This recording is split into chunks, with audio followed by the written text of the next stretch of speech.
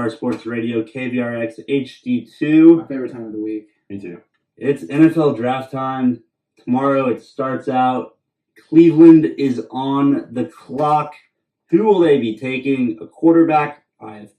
That's who I'm thinking. We have 4 quarterbacks that they're thinking about right now. Josh Allen, Sam Darnold, Josh Rosen, and Baker Mayfield. Which one will it be? Well, I think it will be one of these quarterbacks. I think it's either going to be Baker Mayfield or Josh Allen from the looks of it right now. But in my personal professional opinion, I think that the Browns should be taking Saquon Barkley, and this isn't even a question. I think that is exactly what they need to finish off this offense. They signed Tyrod Taylor in the offseason. I think having Saquon Barkley to holster in that offense at the running back position, they'd be a lock for one of the best offenses in the AFC. I mean, I completely agree with you with Saquon Barkley. I think it looks like they're going to take Josh Allen or Baker Mayfield based on rumors.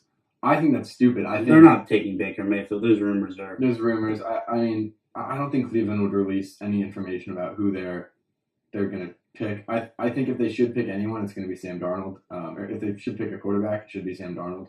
He shows the most promise. Josh Rosen could be good. I don't see it in him. I think Darnold's a much better quarterback right now.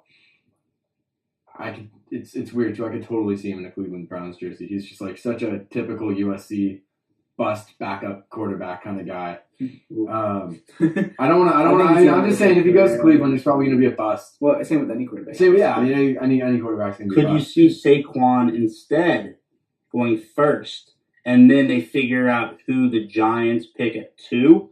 Because if they choose a quarterback, 3's not going to choose a quarterback, so then you have them back to 4. Might pick a quarterback. Yeah, I mean, even then, it's all going to depend on what the Cleveland does and what New York does. Yeah, it will. I mean, I don't think they should take a quarterback. You've got 4 good quarterbacks. Honestly, they could all be very good in the NFL. Baker Mayfield, if they pick Baker Mayfield, that is such a Johnny Manziel. The rumors are that they want Baker Mayfield, and I think that he will still be available at the 4. Absolutely. Even if they don't. Absolutely. He's going to be, of all these 4 quarterbacks, he's going to go last of all of them. 100%. Yeah, I think Cleveland, if they should pick anyone, it's Sam Darnold. He shows the most promise. He could do well in Cleveland. I think if he goes to New York, he'll be great there. Speaking of quarterbacks, Lamar Jackson, is he a first-round pick? That's tough. I think Lamar Jackson is worthy of a first-round pick. I think he plays a lot like Deshaun Watson. You know how good he played in the NFL. He's a Heisman Trophy winner, one of the best all-around players in college football for the past couple of years. I think he definitely deserves to be a first-round pick. I don't think that NFL teams are going to give him that credit that I think he deserves. So I think he'll drop a little bit, but I think whatever team ends up with him will end up being very happy that they took him. Yeah, I completely agree. I don't think he'll be a first-round pick. He is worthy of a first-round pick, but he will end up with a team maybe 2 years from now. He'll be developed. He'll be very, very NFL ready, and he'll come in and just kill it. Here's my prediction on Lamar Jackson. I can see the Patriots moving up even to select him. That could, for when Tom Brady's done. I mean, that could be because Belichick, you have that conservative pro-style offense. Yep. He's Bill Belichick. You never know what he's going to do next. Mm-hmm. He could be moving on to a more West Coast style offense that Lamar Jackson would be pretty successful in, or more of a spread type deal. Bill Belichick is the guy, and he's good at turning quarterbacks. See Jacoby Brissett, a guy like him, in the same situation. Yeah, I mean, why would he change it, though? He's had so much success with his system. Sure, you can keep it. For sure, you can keep it. But Bill Belichick being Bill Belichick, he could definitely change it to fit Lamar Jackson's play style. I could see him doing that 100%. I could see the Patriots moving up to even pick him. I read something about they're meeting with Lamar behind closed doors. Some information did leak out of New England. He could be their guy that they pick and say, Tom Brady, this is your last run, or you could have 2 more years if you produce this year. Yeah, this is your test right now. This brings up a question just about Patriots. They're going to lose Tom Brady soon to retirement. Yeah, right. Do you think the Patriots is their championship window open still, or is it's definitely closing? Do you think it's fully closed? Definitely not. It's always open. Tom Brady and Bill Belichick are leading this team. It is never closed. And did we say Gronk's back yet? Yeah. No, you just said it then. I just said it then. Gronk back for the 2018 season with the Patriots. He's eyeing that championship run again. Yep. So definitely good for them in the Super Bowl again. Yeah, all right. All right. Former Dallas Cowboys wide receiver Dez Bryant turned down a multi-year offer from the Baltimore Ravens. Smart decision. Bryant wants a one-year deal and a chance to prove himself in hopes of getting a bigger long-term deal in 2019. ESPN has confirmed. Thoughts? Is this a smart move by Dez Bryant? Yes. I mean, you don't want to be just a guy who, he's a Dallas legend. You don't want to just kind of sign with Baltimore and just kind of let your career fade out almost. You'd much rather have a one-year deal, be like, all right, if I do good, I get to go with a big team. Everyone likes me again. If not, it's like, whatever, like, you're done. Like, this is it. You're done. I think a lot of teams might be skeptical of Dez Bryant right now because there wasn't really much explanation around why the Cowboys all of a sudden decided to part ways with him. Mm-hmm. So I don't know if he's going to get a big deal right away right now. So I think it'd be for the best for him to take a small deal now, again, prove himself, and he will definitely get a big deal because he's definitely an amazing wide receiver. Yeah. You see a lot of recruiting actually coming out of the Houston Texans organization. Mm-hmm. DeAndre Hopkins wants to pair up with Dez Bryant, and Dez Bryant has said that he would rather go to an NFC team, especially like the Giants or the Eagles or the Redskins, same division. Yeah. Where do you see him landing? Do you see him landing in the same division or somewhere else? I see him landing with a team that needs a wide receiver. A big team like maybe like Washington or, like big name teams like Washington, Philadelphia.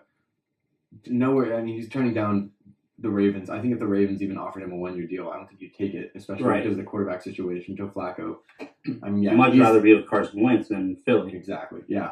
So I think he wants a big team, a big name team with a good quarterback that can help him, that can help prove that he's still got his skills, he's still got his mojo. And I wonder if he waits and sees what happens to the quarterbacks in this draft. Because he could be going to looking for New York. Mm-hmm. You got Eli Manning right now, who's a franchise quarterback. Uh-huh. Who are they going to take at 2? They go another quarterback.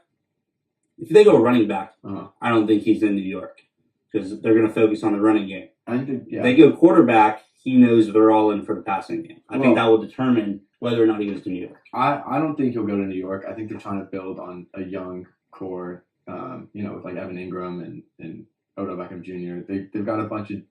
They're going to draft a quarterback. It's pretty obvious. Like Eli Manning's. Right, they're going to draft. They're going to draft a quarterback, but I don't think he'll go to New York. Although that would be interesting if they did get a quarterback. I mean, I think they will get a quarterback, but that'd be very interesting to see Dez Bryant go to New York. I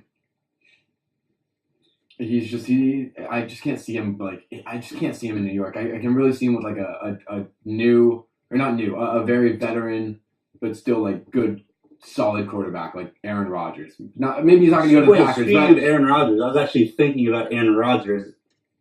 Asking Zach, what do you see about his upcoming season with the Green Bay Packers? I think it's going to be a very interesting season. Yep. Obviously, the devastating loss of Jordy Nelson now playing in Oakland, which I think is a good fit for him. I think he's going to be very good in Oakland, but sad to see him leave. Mm-hmm. Aaron Rodgers, coming back, he always does well coming back from injury. Yeah. So I think he's going to have a great season. Obviously, great addition of Jimmy Graham. I think that he's the best receiving tight end that Aaron Rodgers has ever played with.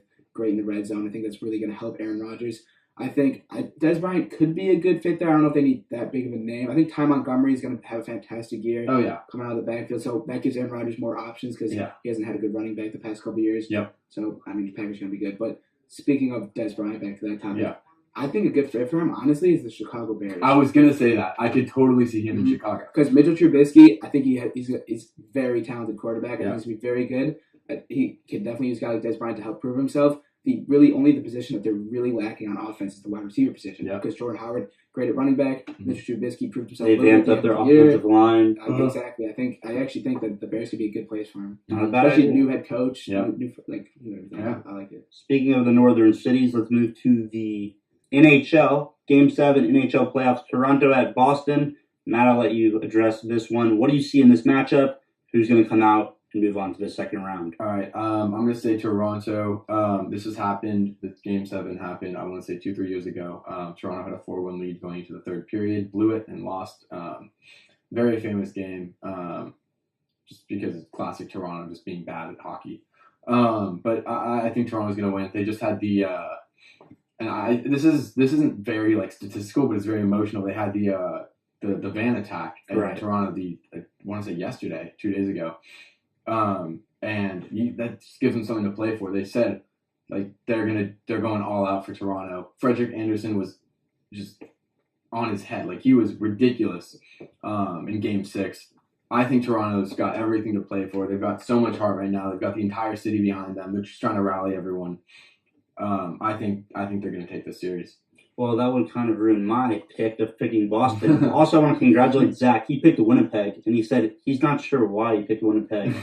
And they look pretty good in the first round. They made it through the first round. Let's go. All right, NBA/college basketball here. The Commission on College Basketball recommended an end to the one-and-done rule, potential lifetime bans for rule breakers, and changes to the relationship between NCAA and apparel companies. This would end the one-and-done rule, even though it's an NBA rule, which Rice, the commission, pointed out. The commission wants 18-year-olds to again be eligible for the NBA draft, which was implemented in 2006. Thoughts on the one-and-done rule, and what should they do to change it? I mean, I think it's fine. There's no issue with one and done.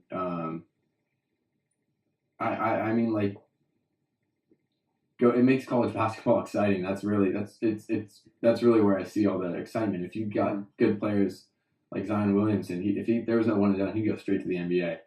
But it's exciting. Duke's gonna be really good next year, and they're gonna be fun to watch because you've got these guys that could go straight to the NBA, but instead they're playing in college, then they can go to the NBA.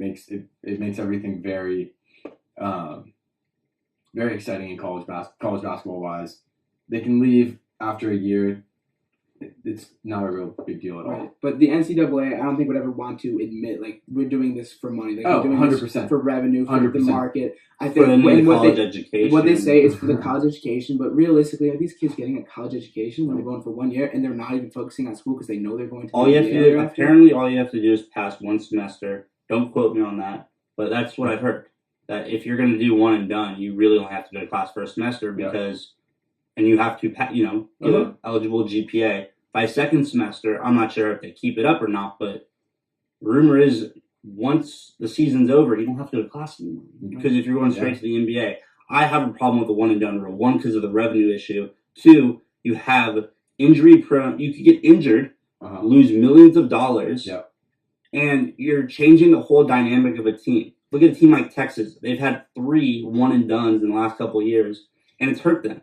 If you can get a couple players who can go at least 2 years.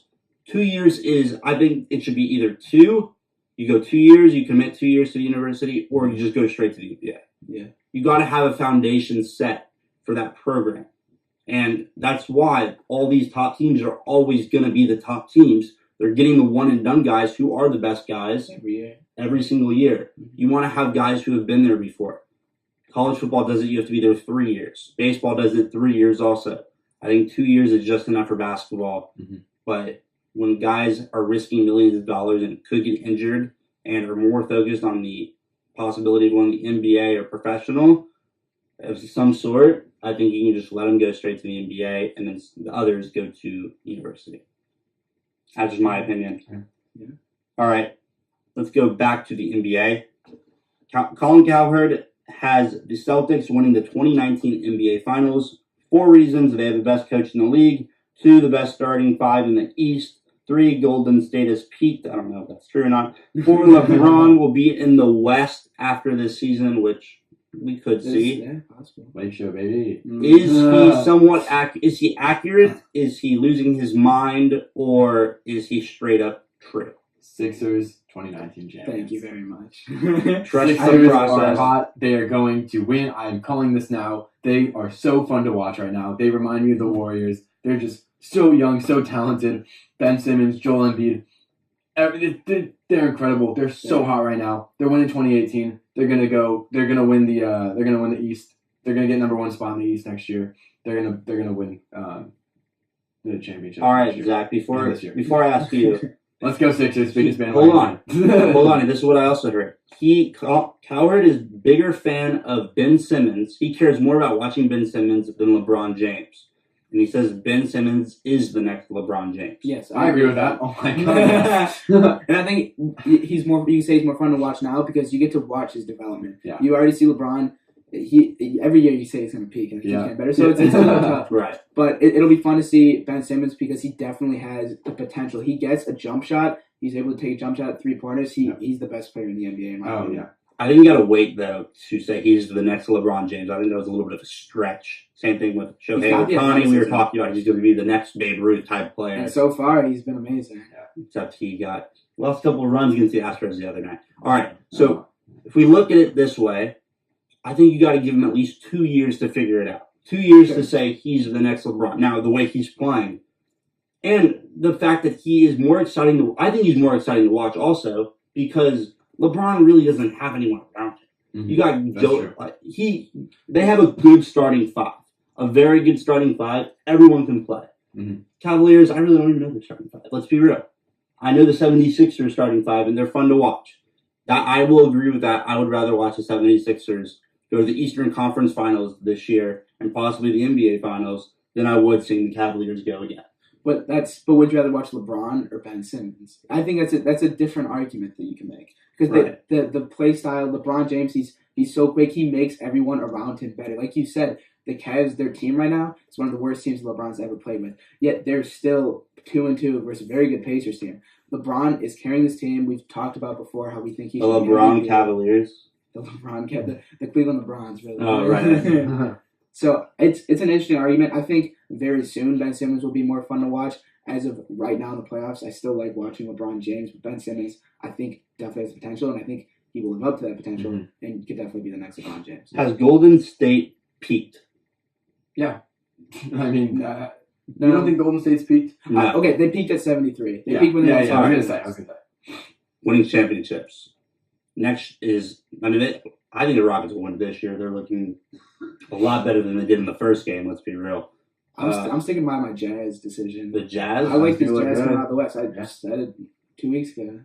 I don't think you can say that Warriors have peaked just yet. Once one of the players leaves, whether that be Klay Thompson, which is probably going to be Klay Thompson, if anything.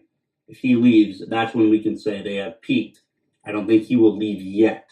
So I don't know if we can say he has peaked or the Warriors have peaked. But it's a whole different conversation. All right, so talking about the NBA, Houston's leading 3-1. They played tonight against Minnesota. Oklahoma City is down 3-1 to Zach's team, the Utah Jazz, Donovan Mitchell. And New Orleans has moved on along with Golden State. Portland was a disaster. Yeah. Toronto and Washington are tied 2-2. Cleveland, Indiana, like Zach said, are tied 2-2. And Philadelphia beat Miami 4-1. Ben Simmons, Joel Embiid. And the 76ers looking hot. Boston's leading 3-2 against Milwaukee with no real, I want to say veteran, like star veteran players, to be honest. The Celtics are relying on a rookie, Jason Tatum. They're looking good. And I think if Kyrie Irving's still in this, I think that they were a lock to come out of the East, in my opinion, coming into this playoffs. I really like this Bucks team. I think that they have the pieces. I don't know why they're not playing up to what they can be right now. I think Boston's going to come out of this series right now. I see them losing to Philadelphia. But anyways, Milwaukee, look at Milwaukee in the future. I know, Matt, you were talking about Philadelphia being the team to look out for next year. Yeah. I'm looking at Milwaukee. I know we're talking about Ben Simmons, the next LeBron James and everything, but Giannis Antetokounmpo, like that man is insane. Giannis is a freak. He can literally take over a game whenever he wants to. So I like Milwaukee as a top team next year. Yeah. They just got to get better coaching. Yeah. All right, I'll let Matt do this, talking about the MLB. Go for it. All right. Oakland A's pitcher Sean Manaea has thrown the first no-hitter of the 2018 season 3 days ago against Boston Red Sox. The best team in the MLB. Very impressive. It always seems like these pitchers out of Oakland are just like Dallas Braden threw a perfect game on these random pitchers coming out of Oakland. I don't have much to say about that anymore, but it was very impressive, specifically because it was against Boston. Jonathan Lucroy, the catcher for the Oakland A's, he's a veteran catcher, been playing in the MLB for a very long time, said it was the most well-rounded and fundamental game that he's ever catched. He complimented Manaea. It was a very good game. Especially in a very good Boston team right now. Yeah. All right, this is the time that I reveal some news to Zach. If ESPN's covering it, it's obviously a big deal. Team Secret signs 13-year-old to Fortnite team. No way. ESPN is covering it. Then it's got Fortnite's real. Fortnite's taking over. And speaking of Fortnite, there's a school in Oakland, or not Ohio, in Ohio. Yeah. I had to call it Ashland University. Yep. The first school in America to offer scholarships for Fortnite. Wow. Exactly. I'm thinking about applying. Yeah, you might transfer. I might have transferred. They got the best Fortnite esports team in the country. Looks like I'm looking for a new roommate. Finally. All right. Just wanted to give you a heads up about that, but Thank you. some real sports back. Sorry. Fortnite is a sport. We'll call it. Skill. All right. Champions League soccer. Real Madrid defeating Bayern Munich 2-1 in the first leg of the Champions League semifinals. I mean, Real Madrid just continues winning. There's nothing to say about it. It's not really news. They just win. Yeah. And Club Ronaldo has continued at the top 10 of all scoring for clubs in the Champions League. Yeah, this is a big win specifically because it was in Allianz Arena, which is huge because now they have 2 away goals. So Bayern would have to win. First of all, Bayern would have to win by 1, right? And in Madrid, and then score. They'd have to score. If they win by 1, they have to score 2 goals at least. So they either have to win by 2 or they have to score at least 2 goals away at Madrid. That's very hard to do. Real, huge win for them. Definitely could see them in the finals again. They're ridiculous, as much as I hate to say it. All right. What's today's date? I believe it's April 25th, Will. What do we got on this day, April 25th in history? 1980 A's manager Billy Martin has to be restrained by the umpires from attacking a fan. Wow, must have been a really good heckler. Yeah. I was looking up videos. I couldn't find anything. All right, Matt, get 1985. What do we have? 1985. Wayne Gretzky scores 7 points in the Stanley Cup game for the second time. 3 goals, 4 assists. Yeah, that guy was pretty good at hockey. Yeah, average. All right, 1993, Drew Bledsoe, the quarterback out of Washington State, is drafted number 1 by New England. Who is his successor? Tom something? Some guy. Tom Brady, maybe? Yeah, that might be it. All right, 1997, Ken Griffey Jr. hits his 250th home run. Something, he's pretty good. Yeah. I'd say so. All right, Zach, this is somewhat close to where you live. I'll let you take this one away. All right, well, in 2009, April 25th, 2009, NFL draft. First overall pick in that NFL draft, Matthew Stafford by the Detroit Lions. He's had a pretty good career, I'd say. Been tearing up the Bears. New head coach ever since. Could help out this season, for sure. A little fun fact before we go to Matt's 5 fast facts. Oh, Matthew Stafford, Clayton Kershaw grew up together. They were best friends. That is a fun fact. And Stafford caught Kershaw. Yeah. And Kershaw was Stafford's center in high school. Yeah. For a bit. Yeah. Very cool fact. It's very cool fact. Not on varsity. I think it was JV. It was JV. Kershaw turned his attention to baseball. He thought that was the right career move. Yeah, I would. He'd be good at football, but he's not that good at baseball. But now we're gonna actually move on to Matt's 5 fast facts. That's a little bit slower than fast. A little bit slower than fast. Number 5. LeBron James has accounted for 35% of the Cavs' points, rebounds, and assists this series. Right, so that would make him a majority owner, basically. How is he not an MVP candidate? He's been doing this all season long. He's putting this Cavs team on his back. Yeah. And you're still telling me he's less fun to watch than Ben Simmons. So it's 5-on-1. Yeah. It's like a hockey penalty, 5-on-3. Sticking with basketball, Donovan Mitchell, little jazz for you Dolans. He's become only the second rookie ever to score 100 points in his first 4 playoff games. Who was the only other person to do this? Michael Jordan. Michael Jordan. Oh, that was a great guess. That was a great guess. How did you know? It was on the doc. It's not Michael Jordan. Yeah. Number 3, Minnesota Timberwolves. Their win against the Rockets, 121-105. Was the first win for Minnesota in 14 years. First playoff win? Wow. Regular season win. I won a game in 14 years. The Cleveland of basketball.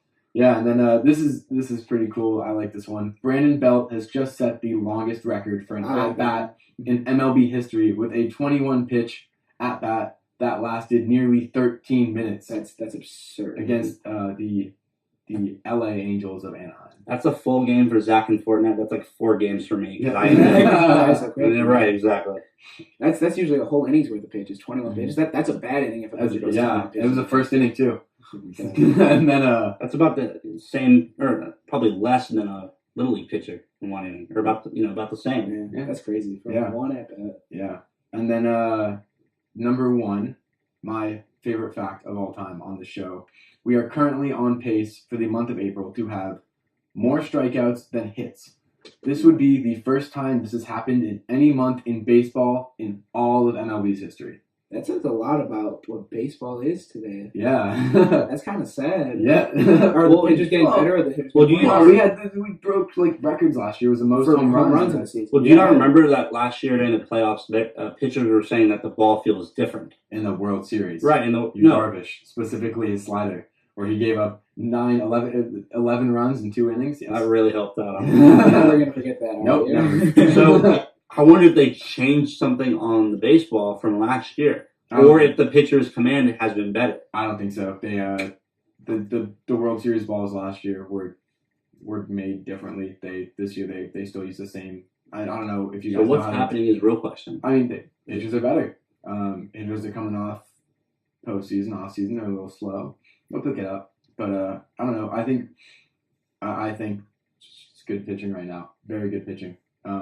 Lower scoring games than usual. And we've only seen 1 no-hitter so far. Yeah. Which is even more crazy. I'll be throwing the second one tomorrow. There's only 1 no-hitter. I'll be throwing the second one tomorrow. Yeah. I can't wait to watch. Ooh, I have a fun fact. I don't know if you guys saw this. It was on last week on Tuesday.